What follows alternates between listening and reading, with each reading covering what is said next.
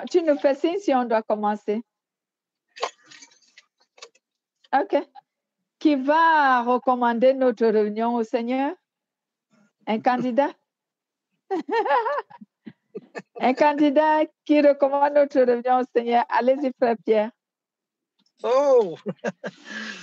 Alors, j'adore quand vous priez. Oui, OK. Alors, Seigneur, je te demande de nous envoyer ton inspiration, de nous indiquer un peu le sens de nos prières, le sens de nos demandes, le sens de cette réunion. Je te demande de nous diriger vers l'endroit où ce que tu veux nous apporter. Je te demande de nous mettre tous réceptifs à cet enseignement que nous allons recevoir aujourd'hui. Je te demande aussi de nous bénir et de nous remplir de ta paix et de ton amour afin que l'on puisse être saints et dispo à ce que tu vas nous enseigner. Alors, soyez tous bénis et bienvenue dans cette nouvelle réunion. Amen. Amen. Merci, frère. Sois béni abondamment, toi aussi, dans le nom puissant de Jésus. Nous parcourons toujours Éphésiens, chapitre 6, à partir du verset 10 jusqu'au verset 20, qui nous parle de revêtir toutes les armes de Dieu. Comme nous avons passé une semaine à cheval sans avoir une réunion, je vais réitérer ce que nous avons déjà appris sur cela. La lecture, nous l'avons plusieurs fois faite pour ne pas trop prendre du temps. On sait tout simplement que notre référence sort du livre d'Éphésiens, chapitre 6, à partir du verset 10 jusqu'au verset 20. Dieu nous recommande par la voix de l'apôtre Paul de revêtir toutes les armes de Dieu. Et qu'est-ce que cela veut dire? Le Saint-Esprit nous a fait savoir dernièrement que revêtir, autant pour moi, toutes les armes de Dieu est le fait d'avoir en soi les aptitudes et les dispositions qui permettent aux chrétiens d'être fortifiés dans la foi et de parvenir à la sainteté en résistant au péché et en devenant le plus que vainqueur du mal. Donc, quand on dit qu'un chrétien a revêtu les armes de Dieu, c'est un chrétien qui a les aptitudes et les dispositions qui lui permettent d'être fortifié dans la foi et de parvenir à la sainteté en résistant au péché et en devenant le vainqueur du péché, le vainqueur du mal. La parole de Dieu, c'est elle, la parole que le croyant reçoit en tant qu'enseignement ou prédication, c'est cette parole-là qui permet aux chrétiens de recevoir les armes de Dieu. Je vais réitérer ce que je viens de dire. Donc, c'est la parole que le chrétien reçoit qui lui permet d'obtenir ou de revêtir les armes de Dieu. Donc, à ce niveau, on doit vraiment souvent faire attention quelle est la parole que nous recevons. Parce que si nous recevons une parole qui n'est pas reconnue par le Saint-Esprit, elle ne nous servira pas d'une arme spirituelle. Mais si nous recevons la parole de la vérité, l'évangile authentique de Jésus, alors c'est elle qui procure en nous les armes spirituelles. Et le Saint-Esprit, lui, il joue le rôle de nous enseigner comment se servir de ces armes. Comment utiliser ces armes pour qu'ils nous soient utiles pour notre relation avec Dieu. Donc, il arrive donc ici que le diable essaye de manœuvrer contre nos vies. Mais si nous possédons donc les armes spirituelles, dont la connaissance de la parole de Dieu, et si nous nous soumettons au Saint-Esprit par obéissance à sa volonté, nous guidant sur comment nous devons nous conduire dans notre vie selon que la parole de Dieu nous enseigne, alors on peut tenir ferme face aux œuvres ou aux manœuvres du diable. C'est pourquoi l'obéissance à la parole de Dieu est une arme spirituelle qui met en marche la puissance de Dieu. Donc, c'est la parole de Dieu que nous obéissons qui a la capacité de mettre en marche la puissance de Dieu. Et qui est la puissance de Dieu? C'est la parole et l'esprit qui est la puissance de Dieu. Mais pour qu'elle soit mise en marche, il faut bien que nous la mettons en pratique. Cela veut dire qu'il faut qu'on obéisse. Donc, c'est l'obéissance à la parole de Dieu qui est une arme spirituelle et qui met en marche la puissance de Dieu en faveur de celui qui la détient. Cette parole permet aux chrétiens de tenir ferme contre les manœuvres du diable. Elle permet aux chrétiens de lutter contre les forces du mal. Elle permet aux chrétiens de lutter contre les puissances des ténèbres. Elle permet aux chrétiens de lutter contre les autorités, contre les principautés. Elle permet aux chrétiens de lutter contre les puissances qui sont dirigées dans le monde de la nuit. La parole de Dieu. Elle permet aux chrétiens de lutter contre les mauvais esprits. Cela veut dire de résister aux tentations et à la séduction des mauvais esprits. Les mauvais esprits qui habitent entre le ciel et la terre. Donc, quand on a la parole de Dieu, on a toutes les armes de Dieu. Quand on a la parole de Dieu comme connaissance et quand on la met en pratique, on possède toutes les armes de Dieu. Parce que c'est cette parole qui a la capacité de lutter contre les puissances des ténèbres. C'est cette parole qui a la capacité de lutter contre le mal. C'est cette parole qui a la capacité de lutter contre les tentations qu'on appelle les manœuvres du diable. C'est la parole de Dieu qui délivre, c'est la parole de Dieu qui guérit, c'est la parole de Dieu qui bénit, c'est la parole de Dieu qui libère, c'est la parole de Dieu qui donne la joie, la paix et tout ce qu'on recherche. C'est la parole de Dieu qui donne tout cela. C'est pourquoi les chrétiens qui n'ont pas la parole de Dieu sont vides et détenteurs de rien du tout. Alors que le chrétien qui possède la connaissance de la parole de Dieu, il est riche parce qu'il est détenteur de tout. Parce que la parole de Dieu possède de tout. Elle possède la puissance, elle possède l'autorité, elle possède les pouvoirs, elle possède la réussite, elle possède tout. Bref, elle possède tout. C'est pourquoi nous devons l'avoir pour nous permettre d'assujettir toutes choses. Donc, la parole de Dieu a donc le pouvoir et l'autorité d'assujettir toutes choses et tout être. Donc, si tu veux vaincre le péché, c'est la parole de Dieu que tu dois avoir. Si tu veux vaincre les démons, c'est la parole de Dieu que tu dois avoir et t'en servir. Et se servir de la parole de Dieu, c'est quoi? C'est obéir, tout simplement le mot obéir. Si tu obéis à Dieu, c'est que tu te sers de la parole de Dieu dans ta vie pour subvenir ou encore pour remédier à chaque situation de ta vie. Amen. Si tu veux être béni dans ta vie, sers-toi de la parole de Dieu. Obéis à la parole de Dieu. Fais ce que la parole de Dieu te dit.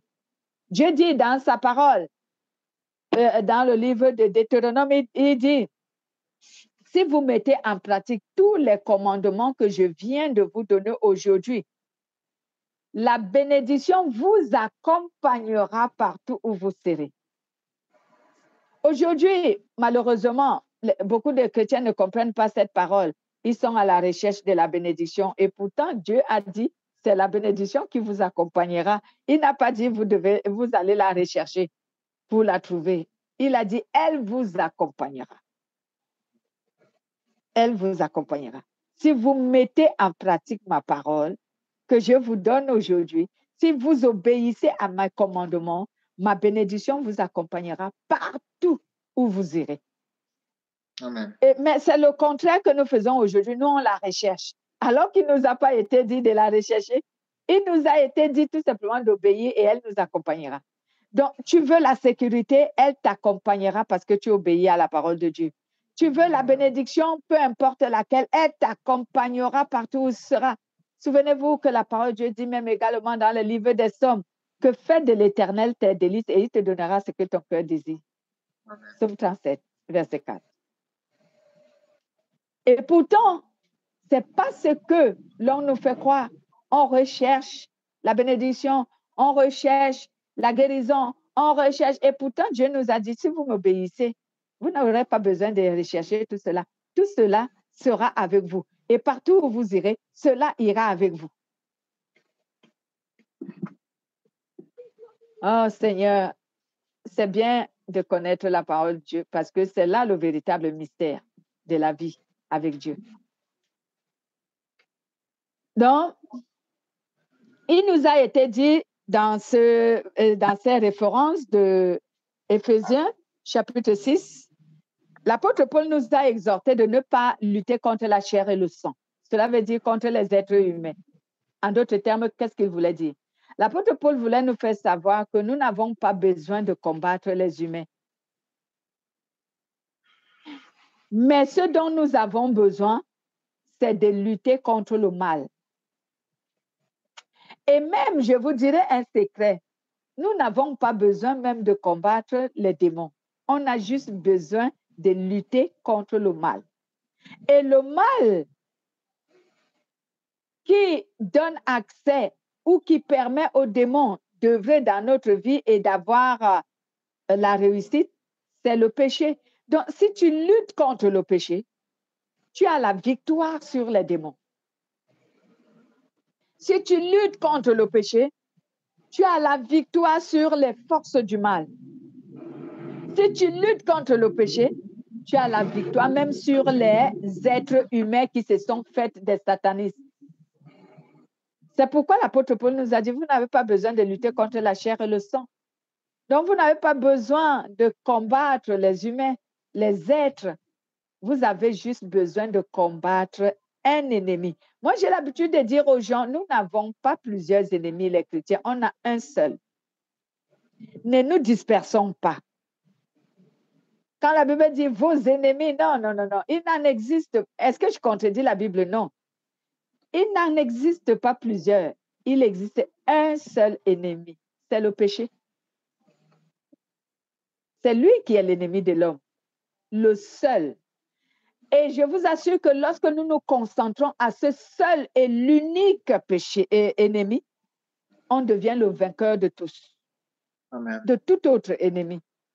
Parce que l'ennemi veut nous faire savoir qu'on a beaucoup d'ennemis. Et toi-même, dis-moi, bien-aimé, est-ce que tu peux combattre plusieurs ennemis? Si tu es incapable de combattre même deux, parce que tu seras dispersé à combattre l'autre, tu seras épuisé. Mais si tu te concentres sur un seul, que tu l'assujettis, tu l'anéantis, tu auras la victoire sur tout autre. Parce que c'est le péché qui régénère tout autre ennemi. C'est le péché qui régénère la maladie. C'est le péché qui régénère la souffrance. C'est le péché qui régénère les manquements. C'est le péché qui régénère tout ce que nous voyons, l'inimitié et tout le reste aujourd'hui. Mais si tu te concentres à lutter contre le péché, tu vaincras tout le reste. Tu les vaincras. C'est pourquoi l'apôtre Paul a voulu nous dire, vous n'avez pas à vous disperser, à lutter contre les gens qui vous font du mal ou à lutter contre ces démons qui vous font du mal. Concentrez-vous contre le péché. Luttez contre le péché, résistez-le. Et résistez au péché. Dominez sur le péché. C'est pour cela que Jésus est mort sur la croix, pour qu'on domine sur le péché. Jésus n'a pas détruit le péché sur la croix, comme certaines personnes l'interprètent. Non, il n'a pas détruit le péché. S'il aurait détruit le péché, il n'existerait plus. Il va détruire le péché à la fin des temps. Jésus a juste anéanti la puissance que le péché avait sur les hommes. Et il a donné cette puissance aux chrétiens, à tous ceux qui croient en lui. Donc, si tu as assujetti le péché et tu domines sur le péché, tu es le vainqueur de tout autre ennemi qui, à travers le péché, peut œuvrer contre toi. Donc, ici, les armes que nous devons avoir sont lesquelles? C'est la cuirasse de la justice, la vérité pour ceinture, la bonne disposition que donne l'évangile de paix, le bouclier de la foi, le casque du salut et l'épée de l'esprit.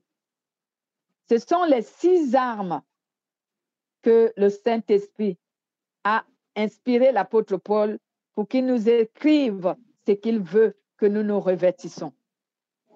Ces armes aident le chrétien à lutter contre le péché et à tenir ferme dans l'obéissance et dans la foi jusqu'à la fin. Lorsque nous avons cette arme, lorsque nous avons la cuirasse de la justice, la vérité pour ceinture, la bonne disposition qui donne l'évangile de la paix, le bouclier de la foi, l'épée de l'esprit, le casque du salut, nous sommes capables de tenir ferme dans la foi et l'obéissance jusqu'à la fin.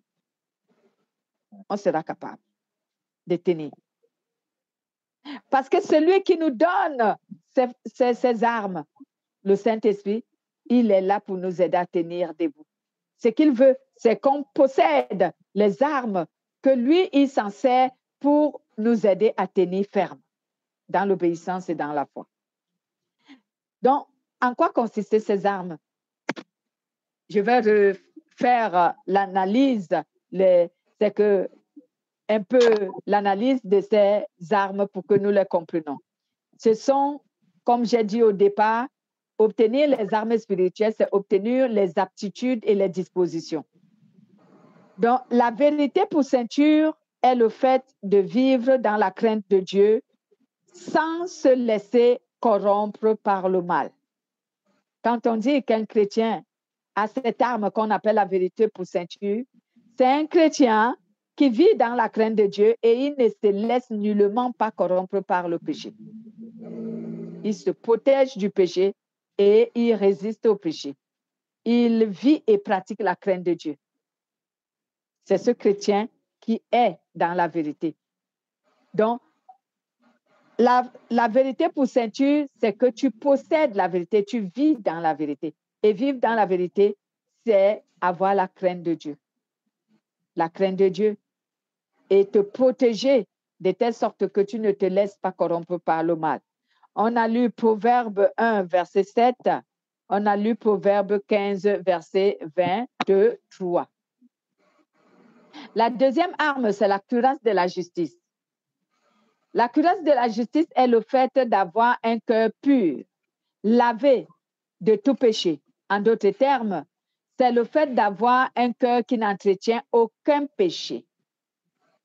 Les gens m'ont toujours posé la question, est-ce qu'il est possible que le cœur d'un être humain n'entretienne aucun péché? Je leur dis oui, oui, c'est possible.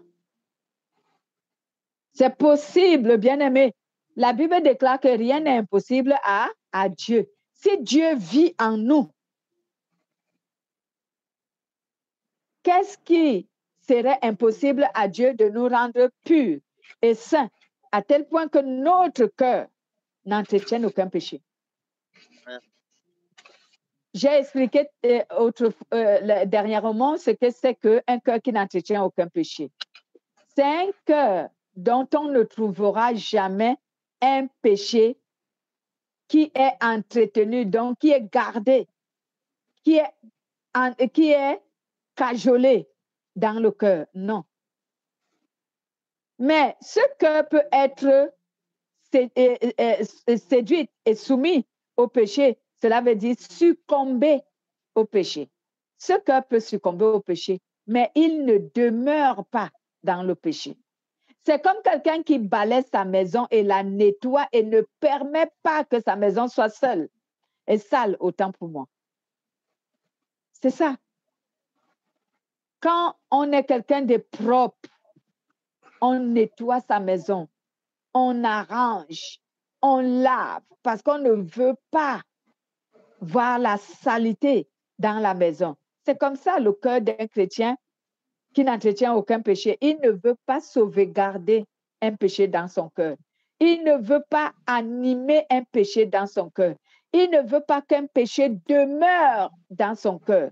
Mais ce chrétien peut être influencé par un péché et succomber pour un instant, mais aussitôt il chasse le péché dans son cœur. Je vous donnais dernièrement le témoignage sur comment le Seigneur, dans sa grâce, m'a donné les mécanismes pour que je puisse vaincre certains péchés. Moi, au lieu de chasser les démons, moi, je chassais le péché. Comment est-ce que je faisais? Je m'adressais au péché et je disais à ce péché, toi, bien que tu m'influences maintenant, mais je veux te quitter et je vais abandonner. Donc, je prenais une ferme conviction et décision dans mon cœur que tel péché, je l'abandonne. Et alors, je décrétais un jeûne de prière et j'implorais le Saint-Esprit de m'aider à avoir la victoire sur ce péché et de le vaincre. Mais cela ne se fait pas seulement en parole, il faut aussi poser des actes. C'est que prends la décision de te corriger et de délaisser ce péché. Amen. Donc, il est donc possible que le cœur d'un chrétien n'entretienne aucun péché, mais il peut succomber au péché, ce chrétien. Il n'est pas dit qu'on ne succombera jamais au péché. Le Saint-Esprit nous a enseigné dans le livre de Proverbes que cette fois, le juste tombe, mais il se relève. Cela veut dire que le chrétien ferme, le chrétien pur et saint, juste, sanctifié, peut succomber à un péché, mais il se dégage de ce péché. C'est cela le véritable mot. Il se dégage de ce péché parce qu'il ne veut pas demeurer dans la pratique d'un péché. Il se dégage de cela en demandant pardon à Dieu et en priant pour que le Saint-Esprit lui donne la capacité de résister à ce péché et de le vaincre. On a lu Matthieu 5, verset 8, Somme 51, verset 1 à 10. La troisième arme, les bonnes dispositions que donne l'évangile de paix est le fait d'être un messager qui annonce la bonne nouvelle du royaume, mais aussi celui qui procure la paix et l'amour fraternel dans le monde. Donc, lorsqu'on dit qu'un chrétien a l'arme qu'on appelle la bonne disposition qui donne l'évangile de la paix, c'est un chrétien qui évangélise, c'est un chrétien qui procure la paix et l'amour dans le monde. Quand ce chrétien te trouve dans les problèmes, il te console, il t'encourage avec la parole de Dieu pour que tu ne perdes pas la foi, pour que tu ne déprimes pas, pour que tu ne te décourages pas. C'est un chrétien qui donne la bonne nouvelle aux gens pour les fortifier. En d'autres termes, c'est un grand évangéliste et un grand consolateur. C'est pour cela qu'on dit dans le livre de Romains qu'ils sont beaux, les pieds qui répandent la bonne nouvelle de l'évangile. Vous trouverez cela dans Romains chapitre 10, verset 15. Qu'ils sont beaux, les pieds de ceux qui annoncent la bonne nouvelle du royaume des cieux.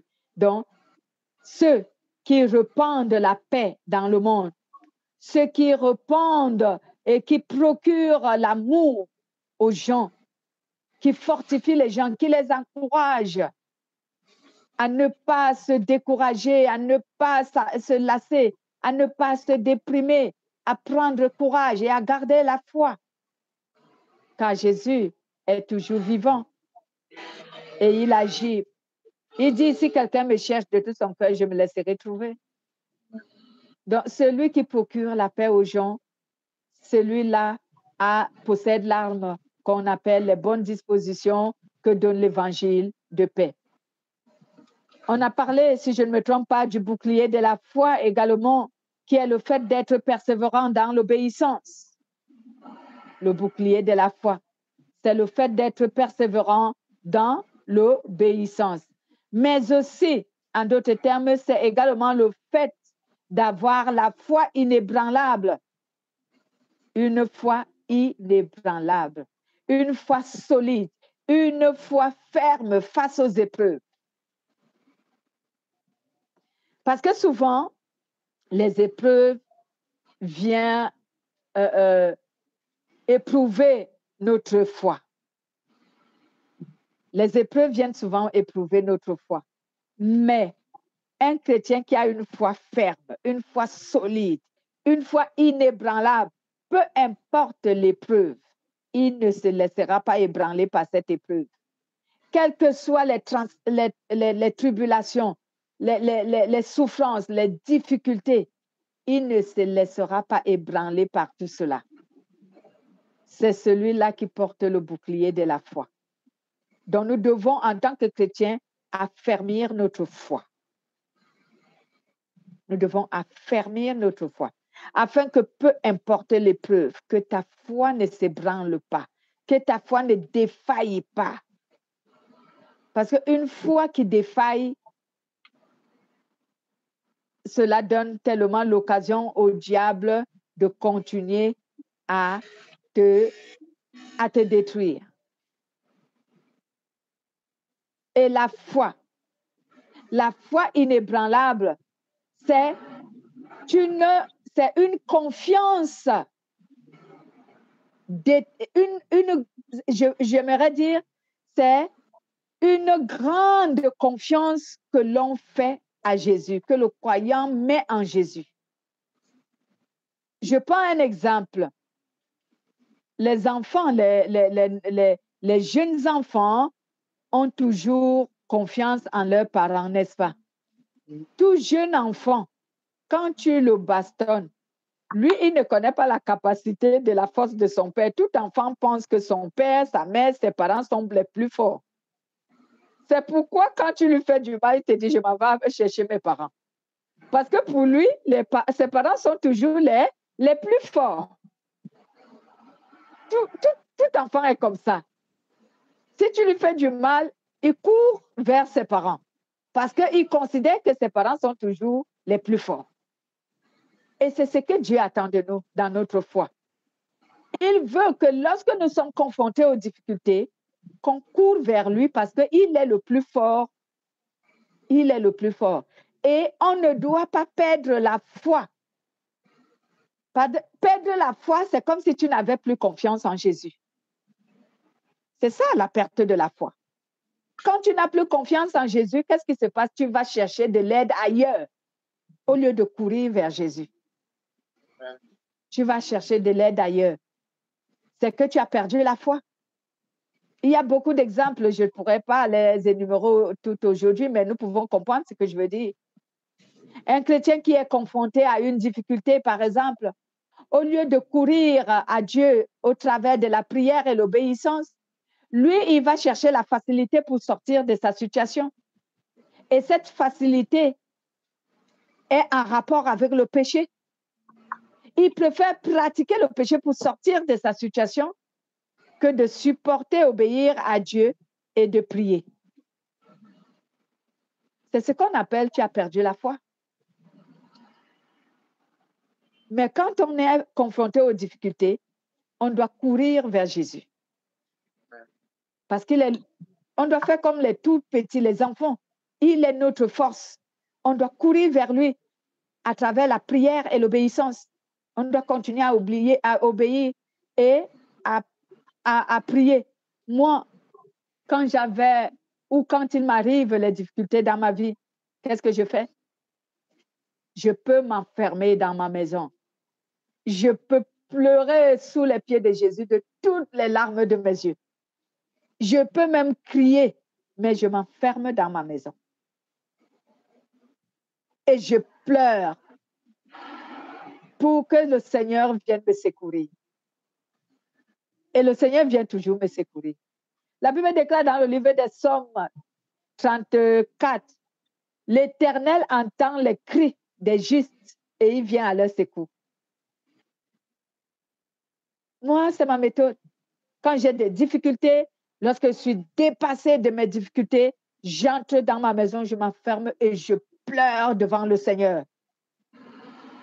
Quelquefois, je lui dis, pourquoi peux-tu m'éprouver jusqu'à ce niveau?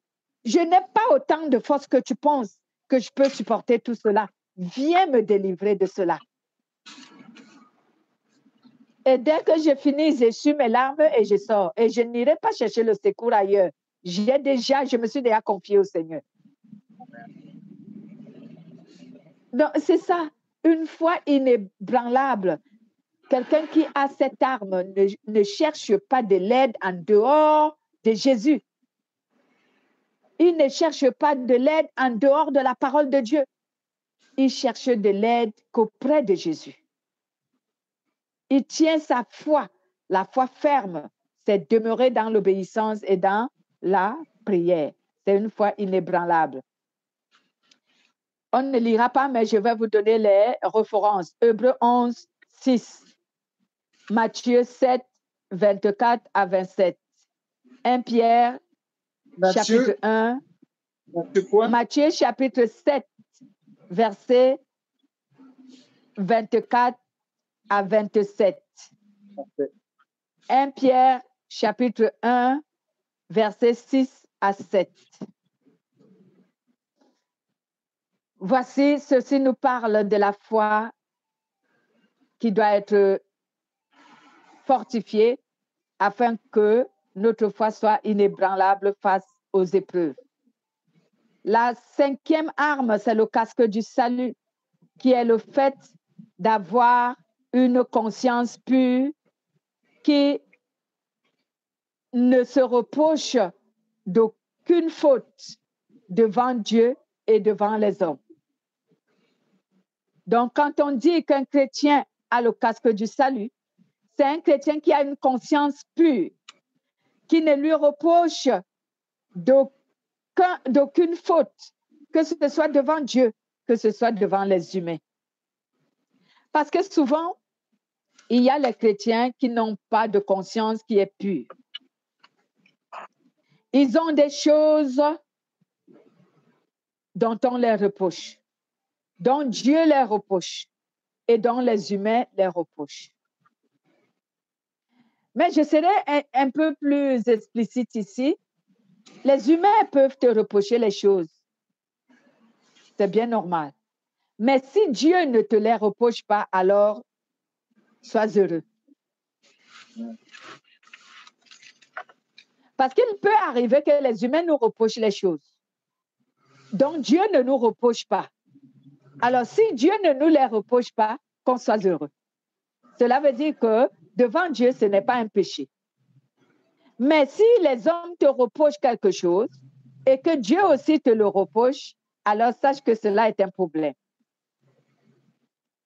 Donc, ce qu'on appelle avoir une conscience pure, c'est ne pas, c'est que devant Dieu, tu n'as rien qui te reproche devant Dieu, ni devant les hommes. Parce que si rien ne te reproche devant Dieu, peu importe ce que les hommes te reprochent, cela n'a pas d'impact.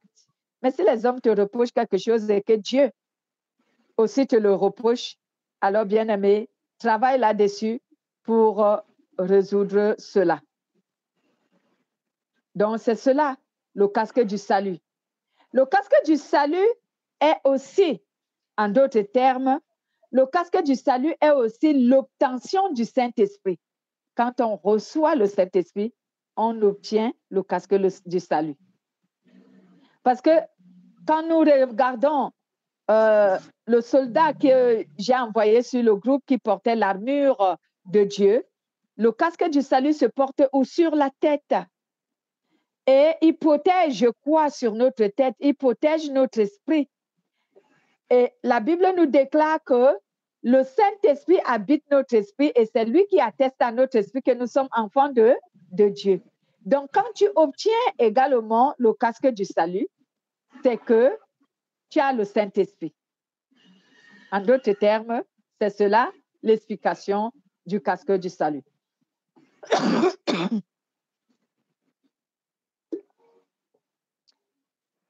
Donc, voilà les deux analyses qui nous font connaître ce que c'est que le casque du salut. Quand on possède le Saint-Esprit, on a le casque du salut. Et lorsqu'on n'a pas de faute et que notre conscience est pure, alors nous avons revêtu le casque du salut. Parce que pourquoi Dieu a chassé l'homme du jardin d'Éden? Parce que sa conscience n'était pas pure.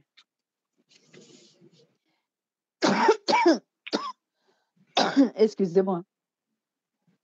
Lorsque Dieu a appelé Adam et Ève, il les a dit, où êtes-vous? Adam a dit à Dieu, nous sommes cachés. On t'a entendu venir et nous nous sommes cachés. Dieu leur a dit, pourquoi vous devez vous cacher?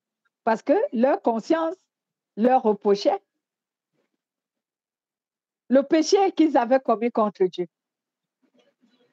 C'est pour cela qu'ils se sont cachés. Leur conscience s'était corrompue. Donc, ils se reprochaient d'avoir désobéi à Dieu. Et ils se sont cachés. Donc, si ta conscience te reproche de quelque chose, tu n'as pas revêtu le Saint-Esprit.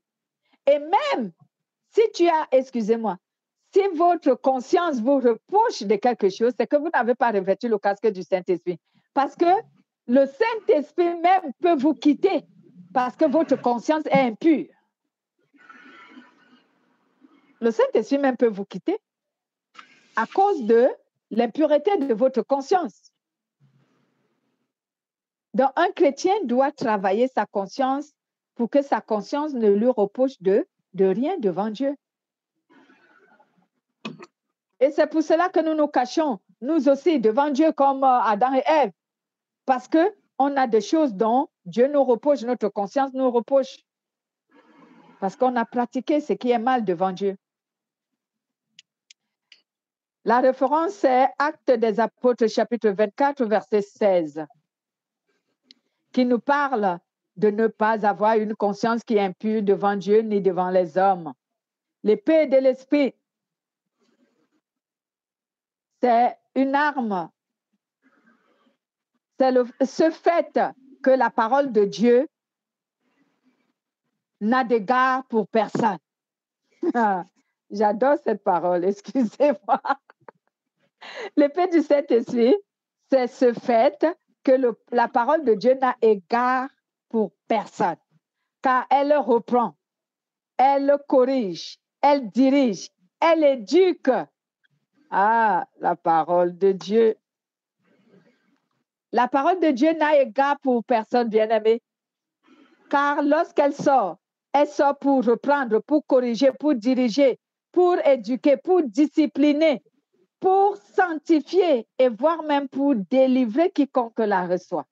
La parole de Dieu ne regarde pas notre statut social pour nous aborder.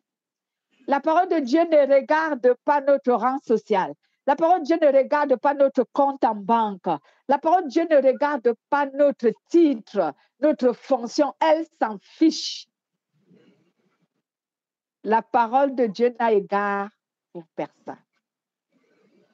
Elle corrige, elle dirige, elle éduque, elle discipline, elle sanctifie et même elle délivre quiconque la reçoit. C'est cela l'épée de l'esprit. Parce que la Bible nous dit dans le livre de Hébreux chapitre 4 verset 12 à 13, la Bible nous dit que la parole de Dieu est une épée à double tranchant. Elle sépare la jointure et la moelle. Elle juge les pensées et les sentiments du cœur.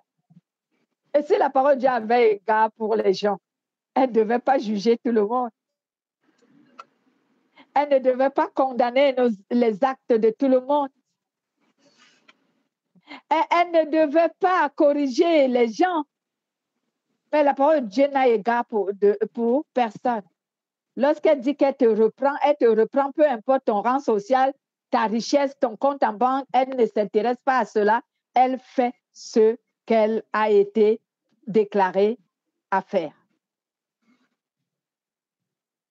Dans Hébreux chapitre 4, verset 12 à 13. 2 Timothée chapitre 3, verset 16. 2 Timothée chapitre 3, verset 16. Pour terminer, l'apôtre Paul exhorte à tous les chrétiens que nous sommes de demander toutes ces armes et toutes ces choses à Dieu par la prière, en insistant.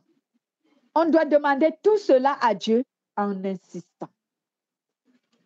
Car la Bible déclare que la prière fervente du juste a une grande efficacité.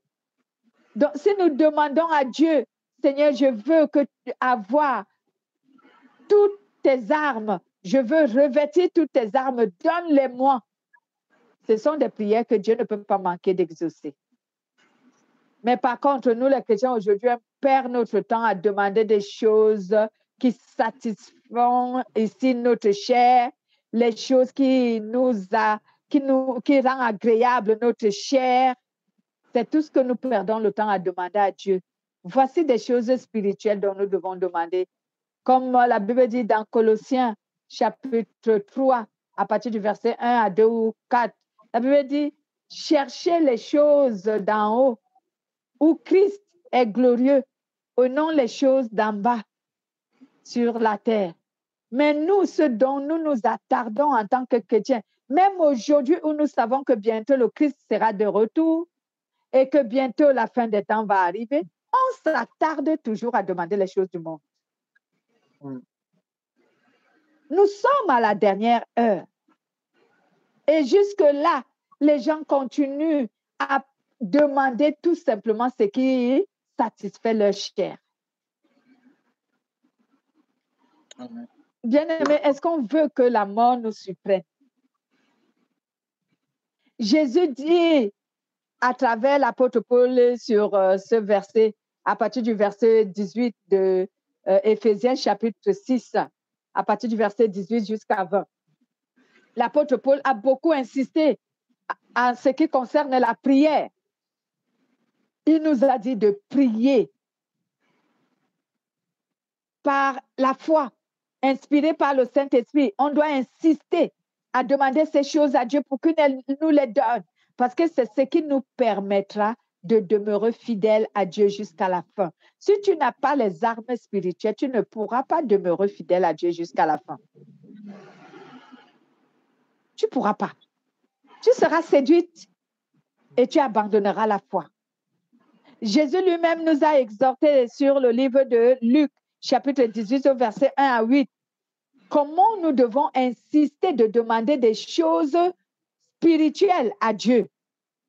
Si nous pouvons lire quand même cette référence de Luc pour clôturer. Luc, chapitre 18, au verset 1 à 8.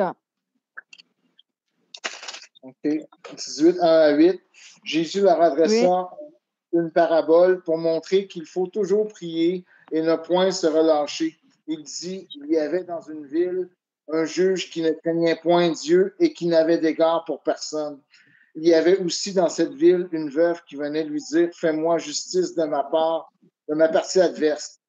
Pendant longtemps, il refusa, mais ensuite il dit en lui-même, quoique je ne craigne point Dieu et que je n'ai d'égard pour personne, néanmoins, parce que cette veuve m'importune, je lui ferai justice afin qu'elle ne vienne pas sans cesse me rompre la tête. Le Seigneur ajouta, entendez ce que dit le juge inique. Et Dieu ne fera-t-il pas justice à ses élus qui crient à lui jour et nuit et tarderont-ils à leur égard? Je vous le dis, il leur fera promptement justice, mais quand le Fils de l'homme viendra, trouvera-t-il la foi sur terre? Amen. Amen. Quand le Fils de l'homme viendra, est-ce qu'il trouvera la foi sur la terre? Jésus nous dit ici qu'il y avait un juge qui était tellement orgueilleux et qui n'avait égard pour personne. Mais il y avait aussi dans la même ville une femme têtue qui l'importunait à tout moment. Moi, tu vas me faire justice de ma partie adverse. Tellement la femme l'a importuné qu'il ne pouvait plus supporter. Il a dit, je vais faire justice à cette femme pour qu'elle me foute la paix. Dieu nous dit aussi que si on insiste, nous aussi, de cette manière, à prier, les prières dont nous devons multiplier, bien-aimés, c'est les prières de ce genre. Seigneur, revêtis-moi de ton armure spirituelle. Et non, Seigneur, donne-moi la voiture, la maison, le travail et tout le reste. Je ne dis pas qu'il ne faut pas demander. Dieu nous a dit de tout lui demander. Mais ce n'est pas sur ça qu'on doit insister. Parce que bien avant, Dieu sait que tout cela, nous en avons besoin et il nous le donne au temps convenable. Voici donc l'exhortation de l'apôtre Paul qui nous exhorte également de prier pour les saints et de prier également pour tous ceux qui nous prêchent la parole. pour que Dieu mette à leur disposition l'intelligence, la sagesse, le courage d'enseigner la parole de Dieu dans toute la vérité. Parce qu'aujourd'hui, beaucoup de pasteurs sont égarés dans leur prédication. C'est la perversité, excusez-moi du terme. Ce n'est pas la parole de Dieu, c'est la parole qui caresse, qui encourage les gens dans la débauche. Ils ne prennent pas le temps de dénoncer les péchés, de condamner le péché. Ils sont là juste pour encourager les gens à rechercher les miracles, les bénédictions, la prospérité et tout. Je ne dis pas que tout cela n'est pas bien. C'est bien. Mais si ta chair est nourrie et que ton esprit est emprisonné, quelle est la gloire que tu as? Tu n'as rien du tout. Voici ce que l'apôtre Paul voulait que nous transmettre comme connaissance à travers le contexte d'Éphésiens chapitre 6, verset 10 à 20. Soyez bénis. Est-ce qu'il y a des questions?